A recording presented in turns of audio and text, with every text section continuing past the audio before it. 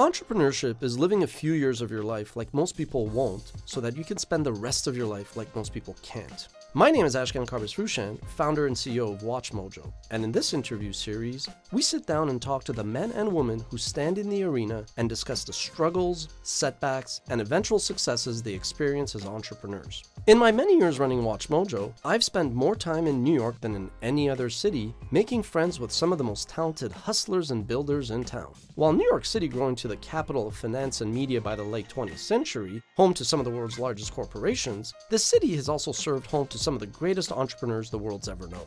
Indeed, in the 21st century, in the wake of back-to-back shocks to the financial world, Manhattan has seen a slow but steady shift back to its entrepreneurial roots, showcasing the vision, drive, execution, and persistence required to succeed. Unlike some of the other entrepreneurs I will be featuring, I'd actually never met Anthony Scaramucci before sitting down with him. Scaramucci burst onto the scene like a comet in a tumultuous 11-day stint as White House director in the summer of 2017. After graduating from Tufts and Harvard and a stint at Goldman Sachs, the Mooch went on to launch not one but two hedge funds, first Oscar Management and then Skift. I guess my first question, which will set a lot of the follow-up questions, is this a good profile for me though, fellas? What's going on here? You're good. I just want to be on the record. There's no makeup. No. Okay, in the White House, I only did a few things right. I hired a hair and makeup stylist. These guys... We saved on the hair budget. The Ashkan here in the good, bad, and ugly. No hair and makeup. But let's go. All right, go ahead. So I guess the first question I want to ask you is, if America was a stock, is it at an all-time high? Is it at a 52-week high? God. So, is it in the toilet? Where is it? Screaming by. Are you crazy? This is the most unbelievable country in so many different ways. You know what the greatest thing about the country is? Who cares who the politicians are? These guys set the thing up so brilliantly that it doesn't really matter. This is going to march forward with great technological advancement, medical advancement, infrastructure advancement. We're going to live in a world of abundance in 50 to 100 years. I may not see it. You'll probably see it. But it's unbelievable what's going on here. Now, one of the issues that we have, though, is that we've got to start to make sure that we restructure a little so that we keep an equal opportunity agenda. You're never going to get equal outcomes. Okay, you can't systematize that. You can't politicize that. There's no system in 5,500 years of history where you get an equal outcome. So if you've got liberal millennials or Generation Z people, wake up. There's no equal outcomes, okay? But there is an opportunity to create equal opportunity, and we have to do more of that. But this is an unbelievable buy. Okay, so country's a home run. We're going to talk a lot about America. Your family came here? My family left Iran in '78, went to Canada, through Spain. We had it easy. My dad worked for the Spanish embassy, so a lot of the people had to come in harsher ways. Are you a U.S. citizen? I'm a Canadian citizen. Canadian citizen. Yeah. You like living here. You like living here in New York, right?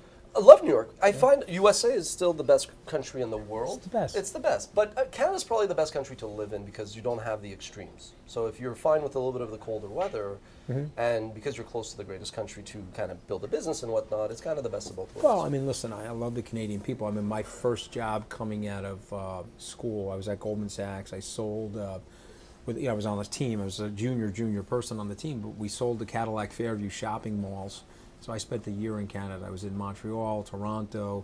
I've been to Winnipeg, Manitoba, Regina, Saskatchewan. So I know the country, and it's a phenomenal country. But the one problem between the United States and Canada, not a problem between the countries, but the way you analyze these countries, is this country, the United States, became a superpower after the end of the Second World War. And so we made a decision, and it was a benevolent decision, to engage in the global community and to build the infrastructure for peace in our civilization. And so we built up a lot of acronyms. There was WTO, the UN, UNESCO, all of these great world organizations, the World Court, and we built this infrastructure of peace for a prosperous society. And we were a great beneficiary of being most superpowers in the modern world are island superpowers. We are an island continent. Just look at the map. Okay, so we had this unbelievable resources, this great footprint, and we were the last standing industrialized country. So we set it up in a way that was very non-traditional. We spent infrastructure money outside the U.S. with the Marshall Plan, and then we unevened the trade deals around the world. Okay, we said, okay, we'll accept goods and services flowing freely into the U.S., but our goods and services are going to be embargoed because we need to benefit mankind by creating a global middle class and economic interdependency in the system. 71, 72 years later, it's been a phenomenal success. The Canadians, by the way, have contributed. They've contributed militarily. They've always put their forces and troops on the ground where we've asked them for help. But they didn't bear that burden, okay, of building that system for the world. And so now that system's changing. It has to be re-architected again. So you basically touch on the theme of exporting peace, which I definitely want to get into. But let's just go back. You mentioned being at Goldman. Before that, you were at Harvard, and you've been at the White House. Those are three of the top institutions. What's the one trait you think that you need to get into those organizations? Well, the top institution that I came from was a mental institution. It was 72 Webster Avenue. Okay, that was the house that I grew up in and my parents still live in. Okay, that was the top institution. Okay, I beat every one of those houses and every one of those schools. Okay. But what's the question? What's the one trait, skill set, the one thing you need to get into those? Like, is it intelligence? Is it persistence? Is it luck? Is it you got to know the right people? Hey, let me tell you something. You know, I can give you all the cliches in the world. You got to go forward, man. You got to go forward. My life is so improbable, and so many weird twists and turns have happened to me. But let me tell you something. When I hit the ground, you got to make a decision. You made out of China? You made out of glass? Or you a rubber ball? Me, I'm a rubber super ball. I'm gonna hit the ground. Don't expect me to stay on the ground too long. Okay, so that's the number one thing. It's not what happens to you in life, Ash. It's what you do with what happens to you in life. Okay, so I'm getting bounced from the White House. I'm fired. I'm humiliated. 45 major newspapers, nonstop repetition on all the news media. You know, it was brutal. Okay, and I said a couple curse words, so I guess it was like, I don't know. You admitted off camera that have you said a few curse words in your life? For sure. A couple, right? I don't know. Maybe your viewers have never said curse words. If you've never said a curse word, you know, direct message me on Twitter or LinkedIn, okay? I'd like to meet you. But I said a few curse words. I was caught on a recorded phone line by a nefarious reporter. And so Kelly used that to fire me. That's cool. It's his right. I never complained about it. Talked very well about him. But I'm walking out now. It's a week later. I'm on the 4th Street or 3rd Street Promenade in Santa Monica. My 25-year-old son, who worked for Google, is now with Peter Diamandis, is going to Stanford Business School in September. He's got his arm around me. And he says, hey, Pops, are you okay? Pops, are you okay? I said, AJ, not only okay, watch what I do with this. It's going to be a learning lesson for you that no matter what happens, okay, they want to roll me in broken glass, they want to say mean and nasty things about me. Who cares? I don't have cancer. I'm living an unbelievable life. Read Viktor Frankl's book, Man and the Search for Meaning of Life. This guy had to walk out of a concentration camp. They took the fillings out of his teeth, and he came to the United States and built himself up from nothing. And so refresh your attitude, refresh your optimism, refresh your passion in your life, and don't take it too seriously. You know, Mel Brooks has an amazing line. You want to hear it? Relax, Ash. None of us are getting out of here alive. Okay, ever hear that line before? Of course, yeah. Okay, that's it. Run it that way. And live your life without fear. You mentioned the nefarious... Live your life without fear. There's no reason to have fear. You mentioned the nefarious journalists and that. Was that a cry for help? Did you want out because once you got in, you realized just how cancerous the vibe was? It's interesting. A lot of people said that to me, that was a cry for help. That was actually the very opposite of a cry for help. That was me. Somebody said to me the other day that I'm politically naive. I was like, that's completely wrong. I'm politically naive to the 10th power. I'm exponentially politically naive. Okay? I picked up the phone. This was Frank Liz's son. He knew my father for 50 years. He grew up in the same neighborhood as me. He was an Italian kid. I picked up the phone to call him to ask him, how did the private dinner get leaked? Okay, and I didn't need his sources. I just wanted to feel him out. And we were joking on the phone with each other. You can listen to the tape. He wrote it up like I was like some kind of unhinged lunatic and blah, blah, blah. I mean, all this nonsense. Listen to the tape. He recorded it. We flushed out the tape. Chris Cuomo looked at him and said, dude, it's not what you wrote. You wrote it like it was salaciously unhinged. The guy was talking to you regular, neighborhoody, definitely a little bit of profanity in there. I mean, I told a little bit of fake news about Steve Bannon. I mean, there's no way you could do what I said, but I mean, other than that. That would be impressive if you could do that. But it was very evaluative of what these people are like. I know how to evaluate talent. I've started from scratch 2 businesses. So that was very far from a cry for help. That was help in the opposite way. I had built a 9-page comms plan. I understood the president's personality. I knew we had to clean out the cultural misfits inside the room that were only caring about themselves. The number one thing you got to do when you're starting up, you got to create the right culture. And what Priebus did is he created the absolute wrong culture. He was a very paranoid guy, very, very insecure. And the way you get power in life, Ash, is you got to give it away. It's the only way you can get power. Okay, I ran Skybridge, I hosted Wall Street Week, I ran the SALT conference, I had a podcast, I was on the president's executive transition team, and I was fundraising for the president, and I was one of his top media surrogates during the transition. There's no way you can do all those things. You got to delegate, give power away, and you got to hold people accountable for it, and you got to have enough self-confidence that the people around you are not going to bag you. Right? If you've got insecurity in your personality and you're underconfident, it always equals paranoia and backstabbing. So that's a human equation of psychology you can take to the bank.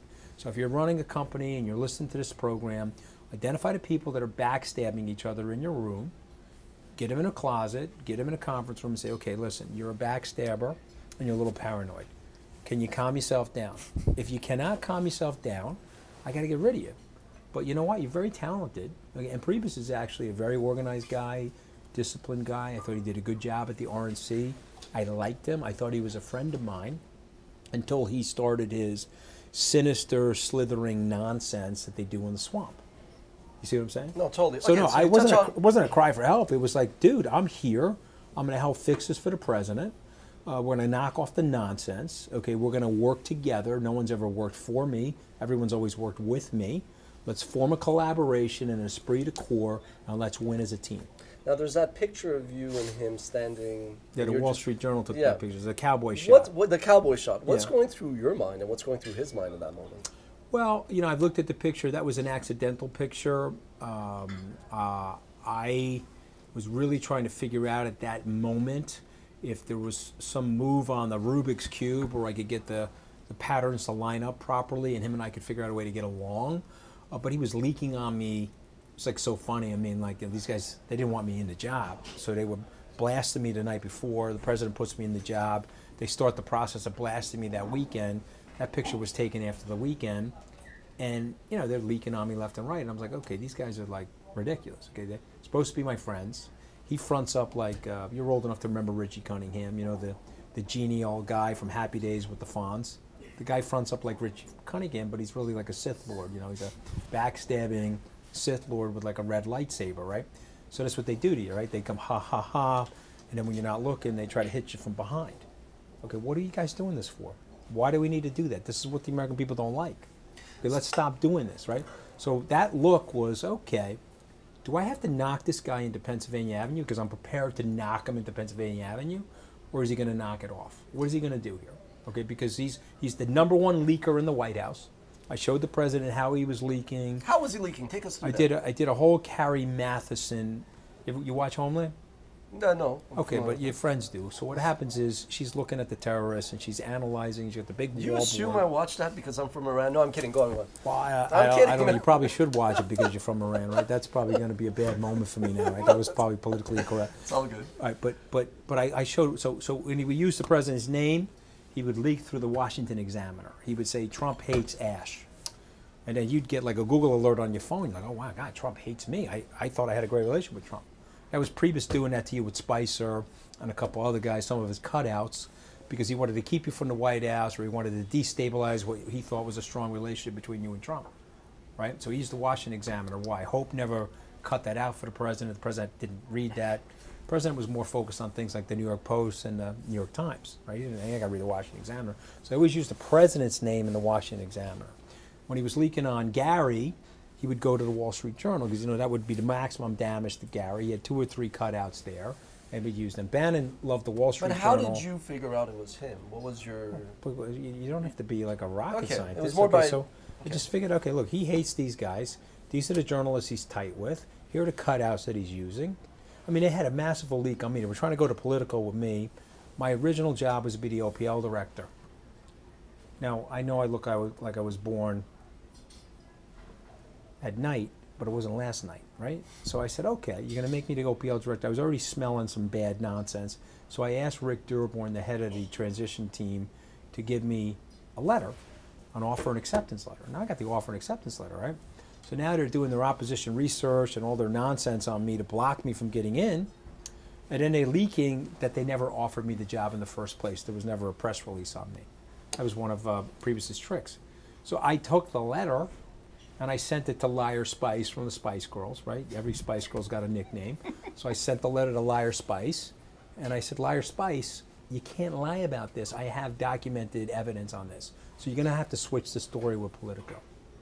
Okay? But even after that, I still protected Liar Spice when he was out there making the Hitler comments and all the stupid stuff. I went on Aaron Burnett's show and said he shouldn't lose his job over that. He was trying. He was just over his head, you know. So you were brought in to kind of kill the leaks, but isn't leaks a part, like a necessary evil in these organizations? The bad leaks. Let's define leaks. There's a lot of different types of leaks. If you go throughout human history, political leaking is a normal practice. You're leaking to test an idea. You're leaking to test a personnel decision.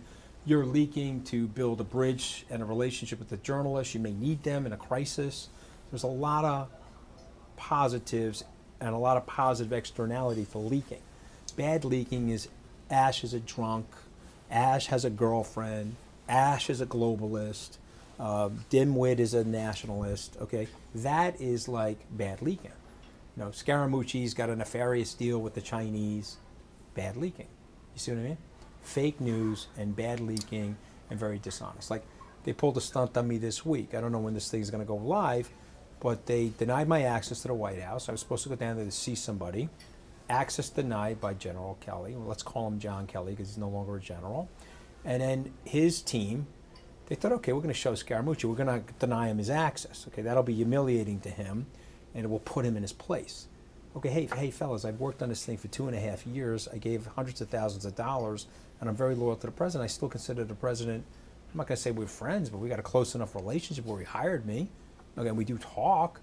So what do you guys want to do? You want to turn a good ally of the president's into an adversary? What do you guys want to do? I said, this guy's blocking my access from the White House. His boys or girls said that they weren't. So I got the guy to take a screenshot of access denied Anthony Scaramucci with the date, and I sent it to the reporter. Stop it, guys. Let's knock off the lying. Let's knock off the disingenuous dishonesty. Let's stop it. Now, all the stuff that I'm saying to you is very dangerous because people don't like the truth. They don't like to hear the truth, and they like to take out people that speak the truth. You know, you remember A Few Good Men. But let me tell you something. We're at a point, you want to talk about an inflection point in our society. We have this unbelievable, amazing society, but we got to fix the government. You can't rack up $30, $40 trillion of debt. You'll dig too big of a hole. You'll stay rich. I'll be fine. My kids will be fine. But you're going to hurt the middle class and the lower middle class families that I came from. Okay, you're going to reduce their standard of living if you continue to operate the government off of this ridiculous policy. And that's why the president got elected. So why don't we knock it off? Let's have a little bit more transparency and honesty between each other. You don't have to like me. I don't have to like you, but we're wearing the same jersey. The 77 Yankees, you're not old enough to remember them, but they were killing each other. Okay, Sparky Lyle wrote a book called The Bronx Zoo. They were killing each other. But when they got on the field, they were wearing the same jersey and they won the World Series. So you don't have to like me. I'm halfway decent at what I'm capable of, and so are you. Let's get in the boat together, row in the same direction. Let's knock off the internecine warfare. If the election were held today, does Trump win? By a landslide. So you think he's going to win 2020? The 2020 election is held today. He wins by a landslide. If the I actually agree with you. And I called 2016 a year before it happened. Trump I said he was going to win. But why do you think he's going to win? Well, because there are 3 or 4 reasons. Number one, there's, I mean, no offense to these guys, and I said this at Donna Brazil on Bill Maher's show. Who do you got? Show me the guy. Show me the woman. Tell me the person. If you watch Jesse Waters, I did a whole scouting report for him. It's going to be 8 o'clock on Saturday night. I have a whole scouting report. Tell me the guy. Or the man or woman that's going to beat him. This guy is a beast. Okay? He is a superstar. You may not like him, you may not like his mannerisms, his style, his tweeting, but this guy is a beast. Okay? He gets it, and he knows how to get the job done, and let me tell you something. He hits it harder than anybody. This guy plays like an underdog all day. You want to learn from Trump? It's 21-7. You're late in the third quarter, and he's going to win. He's going to take the ball. He's going to drive it downfield. Now, people don't like me for saying that stuff about him, but he's not a choke artist. Okay, so he wins by a landslide today. In 2020, he wins by a landslide. The mechanical reasons for that are you are in a rising economy. Since 1880 to today, you don't lose the presidency in a rising economy. It's never happened. So the only time it did happen was unusual. There was an assassination of a president, and there was a very bad war going on and a tremendous amount of civil protests. And so the sitting president in a rising economy left the race. He was really worried about Bobby Kennedy, LBJ. It's the only time that did happen. Very different exogenous circumstances. Actually, I agree. So he wins. Curious what you think. You got him for another 7 years, so get used to him. But let's get the right team around him so that we can really do a good job for the American people. Speaking of the team, so this week, Ivanka Trump says, you can't ask me as the daughter about whether or not like the sex stuff is accurate. It's not a fair question or whatever. 2 days before that, she's in Korea and she's like, I'm basically an advisor, and she's an advisor. Is that going to last, or at some point are Jared and Ivanka and the whole family, is the nepotism going to continue? So look, I don't know the answer to that, but I find this thing like a little laughable about the quote unquote nepotism. Okay, Bobby Kennedy was Attorney General. He was in the cabinet. Okay, so the fact that the president wants a few of his family members around him as official advisors is less hypocritical than having George Walker Bush advising George Herbert Walker Bush throughout the presidency, working on the election campaign and so forth. It's just hypocritical. There are many instances, Abigail Adams, you could go back through our history, where there's been Edith Wilson. There's been levels of nepotism in our government forever. Okay, so people cry nepotism, they should take a step back, say, okay, relax for a second. The First Lady's not an elected official. She has a very integral part in the government. The Second Lady's not a government official. And so there's always a family component to these things. There has to be. Look at the stress that these people are under. So give the guy a break on that. As it relates to the two of them as governmental officials, I don't know the answer to that, but my guess is probably not. Because if you look at duration cycle of governmental officials underneath the president, they typically grind out in 2 to 3 years. Do you feel like Trump winning ultimately was just confirmation that in America, celebrity and wealth is what Americans look up to? Like, they didn't elect him because of his business acumen. They elected him because of, like, The Apprentice, like that kind of role. That's a good question. I don't know the answer to that. I think that they elected him because, remember, the rise of Trumpism is concomitant to the decline of Clintonism, okay? I mean, you could have flipped coins and made better decisions than those guys. I mean, I will never understand why they didn't go to Wisconsin. She only lost the state by, I don't know, you have to Google this. I don't know the exact number, but is it 40, 50,000 votes? She lost the state of Wisconsin. Her aides told her, you got that in the bag. But let me submit to you, if you got the Speaker of the House as a Republican from Wisconsin, and you got Governor Scott Walker that's won 3 elections in 4 years in Wisconsin, don't you think you should show up? Her decline or her terrible candidacy, and by the way, I like her as a person. You'll never hear me say anything bad about her. I'm just analyzing the strategy of the campaign. They outspent us and they outmanned us, or womaned us, and they still beat us. We still beat them. So to me, I think Trump won for a number of different factors. Her weakness as a candidate and her bad strategy, his persistence, his persona, and I do think, you may not agree with this, but I think the American people looked at him and said, okay, I don't know what he's worth. He says he's worth $10 billion. We can take him at his word, but he's definitely worth a lot more than me. Yeah. Okay, so he's a rich guy by the standards of America, and so people view him as a success.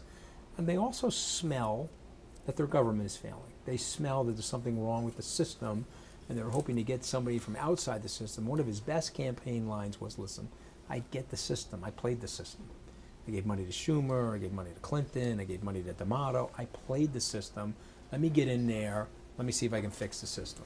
So I think that was the compelling narrative that brought him to the presidency. Is there a degree of hypocrisy amongst Americans, and especially, let's say, the Democrats, when they're kind of crying foul over Russia, when America has a history of meddling in other countries' elections? Okay, so there's not just a degree of hypocrisy among politicians, there's a degree of hypocrisy among everybody. Everybody's a hypocrite in some way, shape, or form. You have said something, I don't know, we're going to analyze you, but you've said something 10 years ago, 5 years ago, 3 years ago, you're doing the exact opposite of that. I've done it. I'm a hypocrite. But there's a difference if you change your point of view because conditions change. I mean, don't you find Trump is just lying all the time? Like, there's a hypocrisy of those whining about Russia, but I mean, with Trump, the degree of lying, like, how could anybody work for him? Read Win Bigly by Scott Adams. He's the creator of Dilbert. And so he has a very interesting take on Trump's persuasion skills. He has a very interesting take on Trump's vernacular, okay? he's a showman, and so he's a storyteller. And so he mixes in the story some levels of fabrication. The average student of politics, the average person that's analyzing presidential nature and presidential personality doesn't like it. The average American that's watched television and has seen him on TV and has seen the screenplay unfold finds it amusing. So we're in a new territory. Okay, you're in a situation now where you have the first smash mouth, shock jock president. If Barack Obama was the Jackie Robinson of the American presidency, he broke the color barrier, Donald Trump is the Howard Stern. Okay, so let me just finish.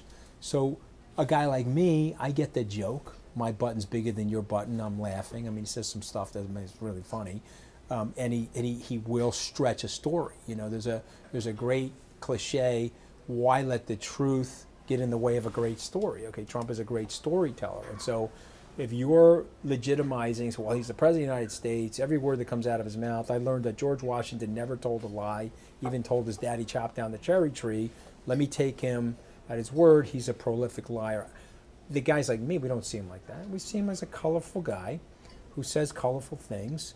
But when you get down to brass tacks, you're sitting at a table like this, he's a very good decision maker. Very good decision Best maker. decision you've seen him make. Whether in the 11 days Pence. you were there.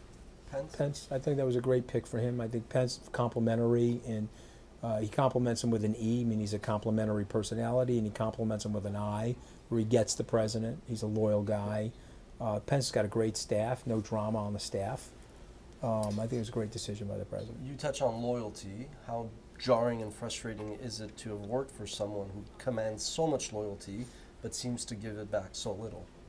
You don't count him as a loyal person, do you? I count him as someone that likes loyalty. There's been some asymmetric behavior as it relates to his loyalty, but there's also another weird thing that goes on with him, right?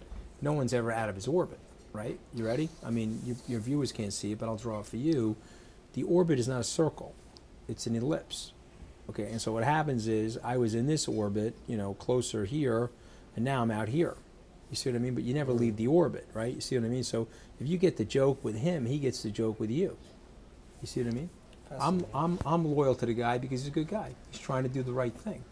He fired me for a reason. I got fired because I was the White House communications director and I got bagged by a journalist. I should have been smarter than that. I should have not had that happen to me. Now, you could have given me a pass on that. Okay, you could have said, all right, guy's a good guy. He backed me during the Access Hollywood tape. He sponsored a breakfast right after that. He's really trying to help me. I'm going to give him a pass. He's got a 9-page comms plan that's really going to help the country. Let's move forward. It's just a news cycle. But they didn't do that. They created a spectacle about it. They made me as famous as Melania and Ivanka. I didn't have to be his wife or his daughter. So here we are. Less painful in many ways. Sometimes. But my point is, I'm not going to lose my friendship with him over politics. See the difference? No, I do. I think that's no big deal. Do you think that the whole investigation what is the odds of impeachment? It's a joke. The investigation is a joke. The problem with the investigation is that these things go haywire, right? It's like shooting a pinball and they're bouncing off the bumpers and the lights are blinking and it's like a total joke, okay? Condi said today, Secretary Rice, let's stop and let's knock off the Russian investigation. You have 15 months into it, you haven't found anything. The country's ready to move on. That's what she said this morning. So let's knock it off. There's nothing there. I said there was nothing there 15 months ago. But here's what happens. You start on Whitewater. Your name is Ken Starr, and you're working on Hillary and Bill Clinton, and you end up with the Monica Lewinsky scandal. Okay, and so if you wait long enough, you look pretty good. You know, God makes the bald heads perfect. You know that, right, Ash? You look pretty good. You probably are a perfect person, okay? But you're talking to an imperfect person, okay? But maybe you're perfect. I'm not perfect. You dig hard enough, you dig long enough, you're going to find something about me you don't like. You're going to find a misstep. You're going to find a indiscretion. I'm a flawed guy. In business, I've made 10 phone books of flaws. In the White House, I made 5 phone books of them in 11 days. Okay, I am a flawed guy making mistakes all the time. So the pinball's bouncing around now in Washington. The pinball machine is called Scandals Incorporated. They played a machine on Hillary Clinton. They would say, oh my God, uranium 1, 33,000 emails. Let's hit President Hillary Clinton. The pinball will bounce around in there. She didn't win, and they're dialing off her. He's upset. He said, stop hitting me. I'm going to start hitting her. Right? And that's what happens to you. You become the swamp because the swamp is the swamp. The swamp laughs at you. They laugh at you. They say, oh, here he comes. Mr. Naivete to the 10th power. Let's slow down his deal and Siphius. Let's disrupt his family. Let's put a negative opposition research out on him. Let's give him a run for his money. We're going to be here for 30 years. This guy's coming in for 10 minutes. He's going to be in this president's term 1 day, 11 days for me, maybe a year. Let's drive him crazy. Let's teach him what the swamp is all about. And then you become the swamp if you let yourself. You become the swamp. Compare the dynamics. American people don't like it, bro. You got millennial kids. How old are you? I'm 39. My kids are 9 and 7. All right, so you got young kids. So I got millennial kids, and I got Generation Zers. They don't like it. They don't like it. They see through it. They don't like it.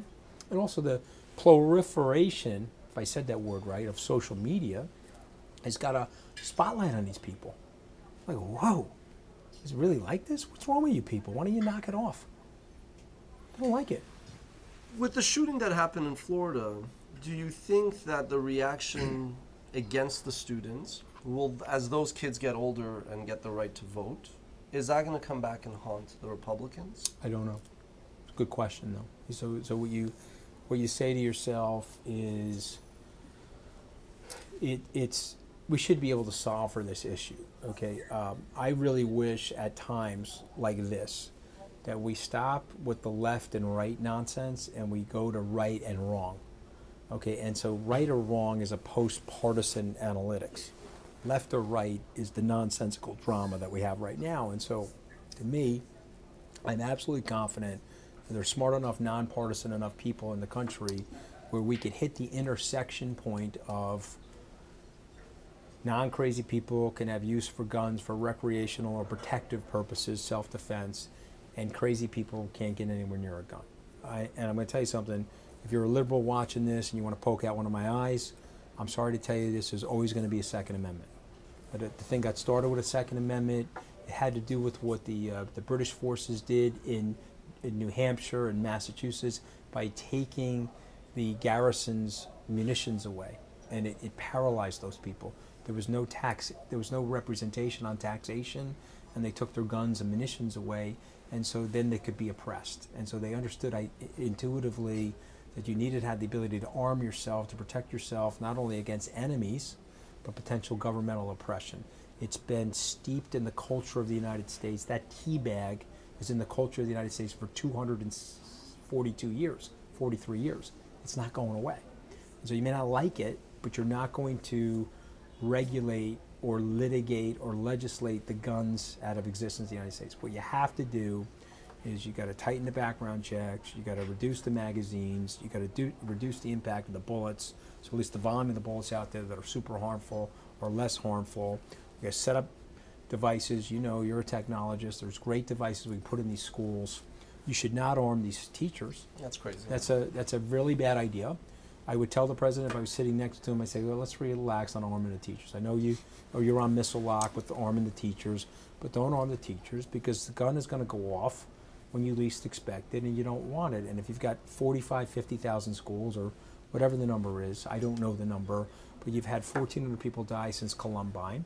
Let's say you got 100,000 schools. I don't want 100,000 schools, many of which are very safe, to statistically have an increase in the potential acts of violence as a result of exposure to arms.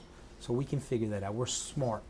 We can figure that out, but we got to figure it out in a right or wrong way as opposed to left or right. And everybody at the table's got to be unhappy.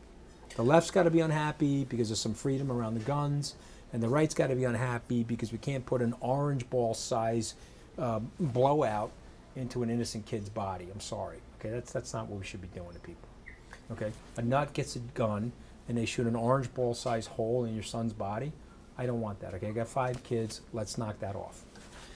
Okay, we should be able to solve that. Why is it that after this most recent shooting there seems to be a little bit of traction, but why is it also that there's never any action in the end and we just forget and move on? Because that's what they do to you. They grind you down. They slow roll you. The move in the swamp is the slow roll move. You want to hear the slow roll move? Okay, you know, there's heat right now. but in 2 days the news cycle will be over. You know, there's a great website called Last Week's News, or Last Week News from 2 weeks ago. And like you go on that website and you oh wow, yeah, that was a catastrophe 2 weeks ago. But now we're here 2 weeks later, we don't even thinking about that. There's another catastrophe. So they grind you, they slow roll you. And so that's the question you asked me about the kids. I don't know the answer. Those kids are really that fired up, and they are that persistent, and they can create a movement on March 24th that galvanizes the youth. The product will change. The product is a politician. The product will change. You want to change the system? Force everybody to vote like they do in Australia. All of a sudden the product has to become less extreme. If I only like bitter coffee and you only like super sweet coffee, okay, but now I can only serve one coffee to both sides, the coffee's going to be a little bitter and a little sweet. It's not going to be one side and the other side. You make everybody vote, you liquidate and dilute the product. You see what I mean? And then you have less polemics, you have less of this nonsense that we're dealing with. Compare for me DC with Wall Street, because you have a unique take on it. Yeah, I mean, I said it. I mean, the worst guy of 54, the worst guy, I mean, I got him right in my brain, right inside my melon, the worst guy I've ever met in my life. You want to name names? On Wall Street. I'm not going to name names. They know who they are. Okay? And one of them apologized to me, so I'm over him. But the other guy, I mean, just a terrible human being. He's the Eagle Scout. Okay? He is the pillar of rectitude and ethics in Washington. Wall Street is such a cooler place. Okay, we got tough guys, we got ruthless guys. You're going to poke my eye out for $1, but at the end of the day, we're transacting, right? So here's what I say about Wall Street. Wall Street, there's a game going on, and we're both on the green team. Here's the green, it's money. I'm going to sell you the building. You're looking at the building, you're going to improve the quality of the rent roll, you're going to make money off of me. I'm going to make money off of you because I'm getting a net present value off my current cash flow. We're going to transact. You may take my eyeball out while I'm doing it, and I may hate you when I'm done, but at least we've got some harmony in the transaction. In Washington, there's no green team. These guys are nuts. I got to get closer to the president. This guy may be close to the president. Oh my God, I feel so powerful. I don't want this guy to get any of my power. They take like this little pill, okay? Like it's the Lord Acton pill, okay? They put it in. Power corrupts. Absolute power corrupts absolutely. These people are nuts. That's why the founders put in the fourth estate. That's why the first move I made was to turn the lights on in the press room.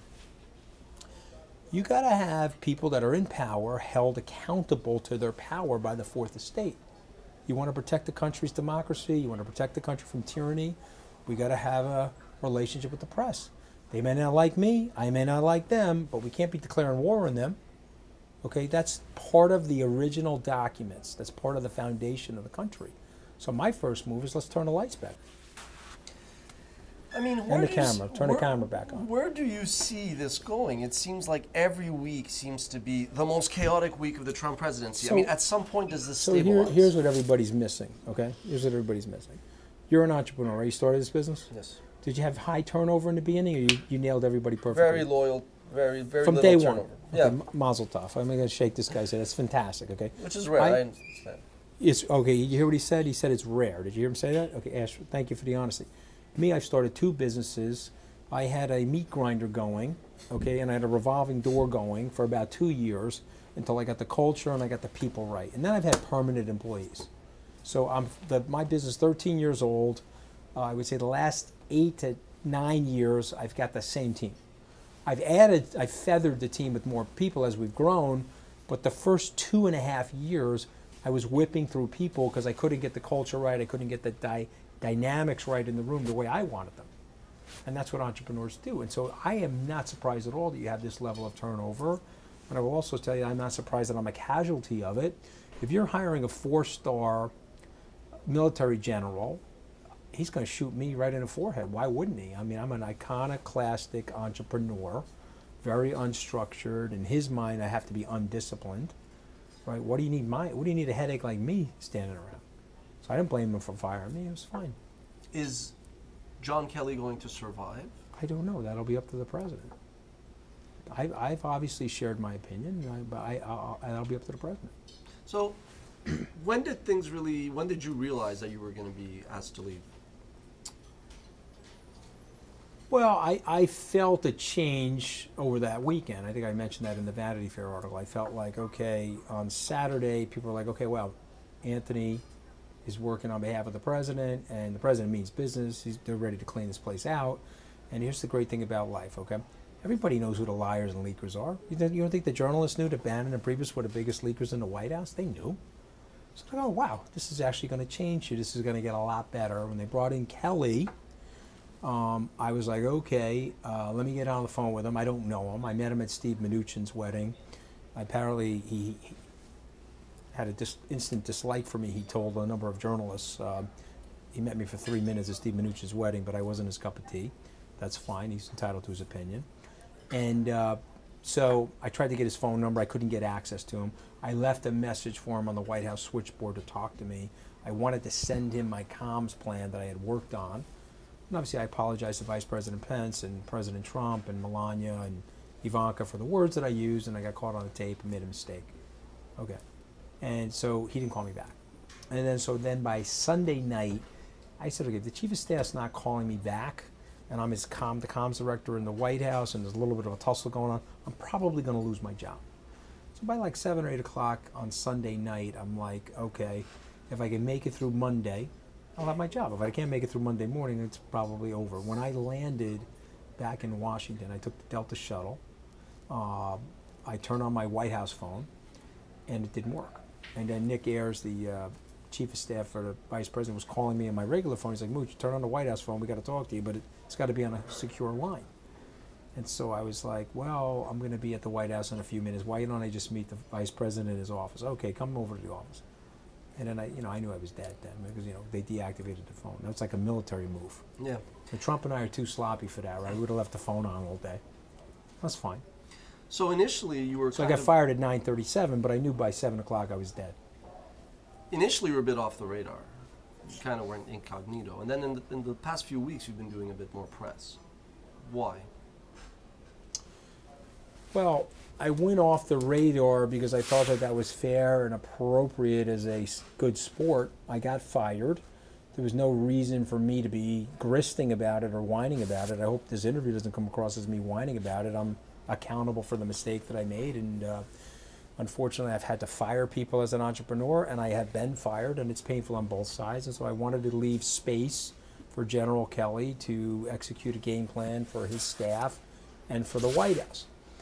When Steve Bannon wrote the book Liar and Furious, that some people call Fire and Fury, but I call it Liar and Furious because you got Liar, Michael Wolff, and Furious, Steve Bannon, Adolf. They wrote a book, basically a fictional book that they put in the non-fictional category. The president issued a statement. You may have saw the statement, and when you looked at the statement, it was like, oh, that's Anthony's statement without the curse words. And then Donnie Jr. is a good friend of mine. He retweeted what I said. I basically said exactly what the president said without the expletives about this, this dude. And then, the president and I had a conversation, and then the president encouraged me to go back on the air to present the case of what was wrong in that system and why the guy was let go. The president called him a leaker. The president said he was very dishonest. The president said that he was all about his own brand. The president accused him of aiding and abetting the failure of that Senate seat. You had the Republicans controlling the Senate seats in Alabama for 30 plus years. Sloppy Steve lost the Senate seat.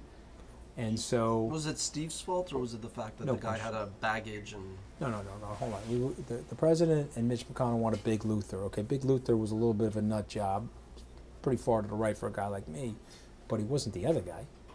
He wasn't the lunatic fringe, okay? And so once you went full lunatic, full Monty, once you go full lunatic, people look around and say, okay, I don't want full lunatic. I'll take halfway lunatic, The president went to campaign for the guy that lost. Bannon was out there orchestrating the guy that won. Okay, what happens in these primaries is the extremists vote in the primaries, and so you got an extreme candidate. So that was a disaster. If he was a team player, he would have dialed into what the president wanted.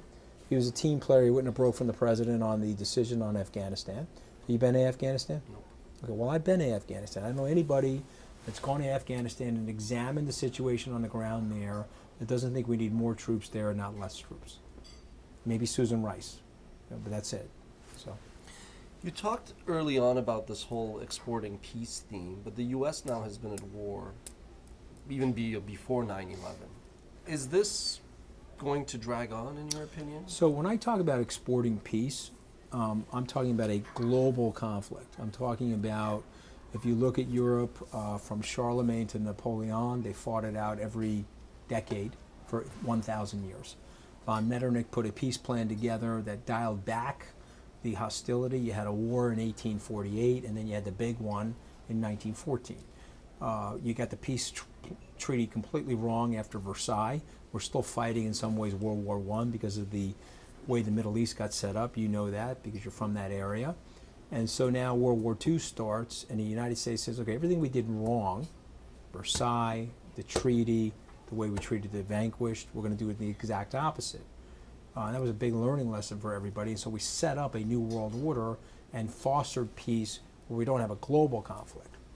But what we do have, because of the specter and the rise of the military-industrial complex, which Eisenhower warned us about in his farewell address, is that we have these proxy wars. We're fighting proxy wars. We fought a proxy war in Korea to an armistice. We fought a proxy war in Vietnam, which we lost. We fought the first Gulf War. We fought the second Gulf War, which we're still fighting 17 plus years later. And so in the last 50 years, we've more or less been in conflict for like 48 of the last 50 years. So, but I'm talking about global peace. I'm not talking about proxy wars where the Russians are trying to have at it with us with Savimbi in Africa, or the Contras and the Sandinistas are fighting in Central America. I'm talking about a real full-blown, we got 50 large countries, industrialized countries, trying to demolish each other. And so we've done that. You know, you have to give the United States credit for that. And it's not just the United States, it's the Europeans, it's the Japanese, it's the strength of the Allies, it's the G8, which became the G20.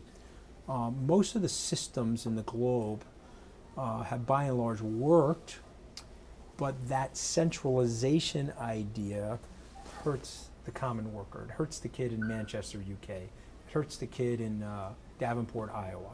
And so the president's message is we got to help those people, and we still have to stay in the system. So there's a duality to the president's message. Do you believe like that he actually has a coherent plan, or is it all like me, just whatever comes across his desk?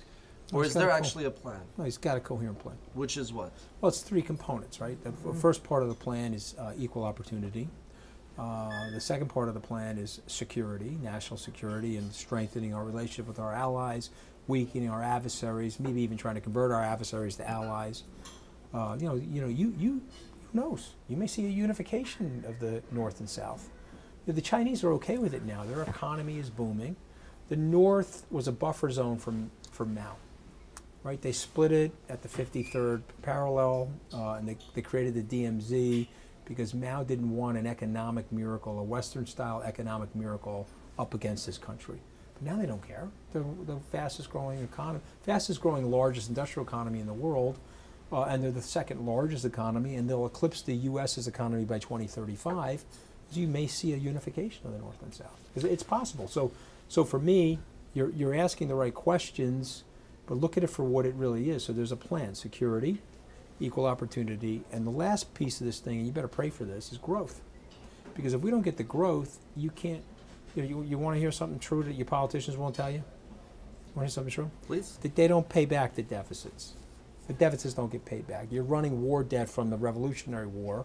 It gets rolled. The debt from World War II, they never paid it back. It got rolled. Okay, when you were at 105% of debt to GDP, at the end of World War II, we didn't pay it back, we grew the economy. So it shrunk in comparison to the growth in the economy. And so that's the only way a sovereign country can survive is through growth. You look at the entitlement math, we don't get 3% growth, you're going to have to cut back hard on these entitlements. It'll hurt a lot of people. So you got to grow. And the only way you can grow, by the way, is through market forces. Can't grow through socialism. That doesn't work. Take me through the tax cut. Just the corporate tax rate going from 35 to 21. How big of a deal is that? So the tax cut is, by and large, a success. There are elements of the tax cut that are putting a hurt on some people. If you live in the state of New York and you lost your SALT deduction, and you got a tax cut at the federal level, you're probably okay, but you could have done a lot better. You're It's a mixed bag there. Where the tax cut is going to be a home run and President Trump is going to keep the House and Senate is because of the move from 35 to 21. That's a 40% reduction in taxes. So the reason why the market boomed is that very smart operators in the market can take a 40% reduction in taxes and sluice it through their income statement and come up with a 50% improvement in profits. Okay, they know how to do that, right? Leveraging all different things. And so when you look at the market, if you're telling me my profits are going up 50%, ergo the market goes up 30. Makes sense. But so that's going to be a home run. And by the way, there's millions of people that have gotten wage increases. There's millions of people where living standards have gone up as a result of this. So it's by and large positive. But historically, isn't that those gains, aren't they going to be like manifested more in share buybacks or dividends for like wealthier people? Yeah, so that's the left. The left's going to make that argument, and the left will say, well, they're going to keep all the money for themselves and use share buybacks, dividend improvement, capital return to capital. And the left will be right about a portion of that. But here's what they're wrong about, okay? They're wrong about the president, okay? Because the president in my phone, like I got the president's cell phone and his White House residence in my phone, and it's listed under Ted Rose. Because he's Teddy Roosevelt. He's Teddy Roosevelt of our time. And so what he's doing is he's going to use the process of moral suasion and the process of good culture to do what Teddy Roosevelt did at the beginning of the 20th century, where he told the robber barons and the people that were raping and pillaging the land to knock it off. His friend, the journalist Jacob Riis, he went down into the Lower East Side. He showed Teddy the tenements that were collapsing on each other, on the immigrants, the Italian and Irish immigrants that were coming in.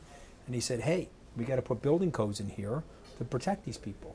And he went to Henry Ford, he went to J.P. Morgan and Andrew Carnegie. He said, okay, look, you guys are very rich, but we got to cut some pie here for these other people. And so the great economic gift that President Trump has is that he understands the paradox of greed. If I take the entire pizza for myself, I'm going to end up way poorer. Why is that? I'm going to be in a barbed-wired McMansion with security, and my neighbor's going to be starving. If I slice my neighbor into the pie, I'm probably going to be just fine, and they're going to be fine too. Henry Ford was like a terrible dude, apparently a racist, and all these bad things about him, but he understood the economics of the paradox of greed. He said, I'm going to pay my workers enough money so that they can afford the car that they're driving, or the car that they're making. I'm going to pay them enough money to live in a nice house, and we have a good school system. This way they won't come at me in my mansion with a pitchfork and a fire stick and try to put my head on a spike, right? And so that's part of the social contract, and Trump understands that better than anybody. So But isn't he the greediest person in the room? Like, how does he understand? How is he the greediest person in the room? I mean, if you look at the He's not the greediest person in the room. This thing's cost him a couple $2 billion to be the president. But how has he been the greediest person in the room? I mean, what you read about the self-dealing, like basically foreign governments staying at the Trump Hotel in D.C., like there are things that you would think he would... I mean, look, I don't know the financials at Trump because it's a private enterprise, but I think they're getting demolished. I mean, they're losing a lot of liberal bar mitzvah money at these hotels. Let me put it to you that way. And a lot of people don't go to these hotels anymore. And he just lost Trump Soho. I think he lost Trump Toronto. You can't tell me that he's making money off the president. I'm just not going to believe it. Okay, now we can paint it that way, and we can position him that way. He's getting crushed because he ran for president, which I predicted. A couple more questions on the economy and business. It's rare to be with someone that is so well versed in the space. So the stock market's been on an amazing tear since about 2008, I think, after Lehman blew up. March of 2009. March of 2009, correctly. So what are your thoughts? At some point, aren't we due for a correction? Well, I mean, we've had some corrections. We're in a raging bull market for a number of reasons. We were over-depressed in that market. The market sold off too quickly due to the crisis.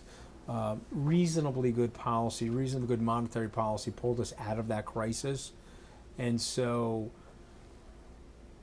the market, not to bore your listeners or viewers, but the market is really a pricing discount mechanism on the future. And so what the market looks at is where are we going to be in the future. If you're going to put tariffs on steel, the earnings for the economy are going to be lower. It's going to filtrate through the whole economy, so we got to take some money out of the market. The market's weaker on that information. If we're going to cut taxes and we're going to grow the economy, and the president's going to go to Davos and encourage corporations large and small from the international corporation base to move to the United States, the market's going to go up. And so at the end of the day, don't look at it like it's moving in absence of fundamentals. If something goes from 6,500 in March of 2009 to 27,000, or let's say 26,000, or today I think it was 24, but just bear with me for a second, and there's earnings and profitability that underpin these numbers, then this number's okay. And right now that's still the case. The future is bright for the market, probably through 2020, because of the stimulative effect of the tax cut is going to offset any rise in interest rates. So I think we're going to be okay. So you're talking about the future. Is the Trump family like the Kennedys? Are you going to see Ivanka and Junior running for office? I don't know. You don't know? I don't know. If you had to bet on one of them running or becoming president in the future, which of the three you think is most likely? Well, I wouldn't bet against any of them. They're very articulate on television. They're good-looking people. They've got sound reasoning. Boy, they got some life experience now. I mean, it's one thing to be on television with your dad running The Apprentice. It's another thing to be getting flaming arrows shot at you every single day of your life. You know, and you've got 40 to 75,000 Twitter trolls that are lighting up your Twitter feed, and you got, what do they call this thing, shadow banning? I mean, they're all shadow banned on Twitter. You know, you got all this like Stalinistic nonsense going on in these social media companies to slow down conservative thought. So they got the education of their lifetime. So they're well equipped for the job. But, you know, look, I think that has to be a calling. I think that it's, you have to hear, you know, Oprah said it better than anybody. She's like, okay, God, you want me to run for president, man, you better send me a really loud message, and a loud message that I can really hear. And so I think it's got to be a calling. I don't know if they have the calling or not. What's in your future? Well, we have to see what happens with my deal. My deal is before CFIUS for 15 months. It's sort of ridiculous. It's fine. If they approve the deal, I'll sell the deal. I'll go work with the acquired company to help grow that business. I'll probably do more TV, and I'll probably do some teaching. And I'm having a lot of fun. Any politics in your future? I don't have the calling. So I don't see myself running for politics. I think it's sort of funny. I think the reason why I'm getting hit so hard is people see me as a potential political adversary. So they're creaming me, they're taking out my family, they're trying to disfigure me with all this nonsense. But I mean, I wish I could give them a newsflash. You know, the next time I'm going to be in Washington, I'll probably be visiting the Smithsonian. Okay, I have no interest. I think these people are a bunch of jokers. I mean, you know, there'd be only one way I could go into politics. That is if there was a seismic change in our population where people really did want the truth and they really wanted to fix it. And they wanted people, and they'd have to be, it couldn't just be me. There'd have to be a legion of me. Say, okay, look, we got to really fix the problem. Okay, we're tired of the nonsense. The swamp is like draining us dry. Okay, there's no drain on the swamp except for the drain on the American people into the swamp. You see what I mean? So the American people have to say, okay, we're completely done with this nonsense. We got to hire some people that are going to tell the truth and fix it. And let's see if they do. Trump's trying to, you know. Final question. You brought up your family. I know that joining Trump's group was hard on your marriage. What's the status there? This guy's like a character with the euphemisms. Hard on my marriage is a catastrophe. I mean, it was like a full-blown nightmare. Well, I didn't want to be harsh. harsh. I'll tell you something funny, though, okay? And I told this to the press. I said, I'm having a problem with my wife. She's filed for divorce. I said, the minute we fire Priebus, they're going to drop that story 7 to 10 minutes after. And boom. As soon as Priebus got hit, they dropped the divorce story on me and, you know, the whole problem that I had with the birth and my wife and I and the whole thing. And so it was an unmitigated catastrophe. So listen, I got hit professionally. I got hit personally. I got hit politically. I don't know. How am I doing? You're fine. You're the rubber ball. Feel this. This is like real hair. Real hair. I know. It's great. Okay. Look at that. That's fantastic. That's like an Italian chia pet. If you're nice to me, I'll let you use it one night before I put it on eBay. Okay? I joke that before I started the company, I had hair like Fabio. So you can, yeah. Well, see, there you go. So I didn't lose it yet, thank God. Although that's a fantastic dye job, right? That's Latin American dictator brown. Okay, because I was using Cuban leader black on TV, but it looked terrible. So now we're going with Latin American dictator brown. And I'm patched up with my wife. You know, I love my wife, and I think she loves me. And we were fighting like dogs. And we were fighting for a lot of different reasons. Some of them are politically based. And I'm going to tell you something. that is very true. And if you got listeners out there or viewers that really want to learn from other people's mistakes or shortcomings, let me tell you one of mine. I got my priorities wrong in 2017. And that's the facts. I oversized my ambition. I oversized those things that are not really as important as things like love of your family and your friends and the commitment to those things that are grounding and solid. And I got my ambition wrong. And it caused the universe to smash me in the mouth. And so I'm up off the canvas, mouth, not, a few teeth are missing, but I love my wife and I'm committed to her and I hope I can make it work with her. Fantastic. Great story. Hey, Good luck with everything. Hey, great meeting you.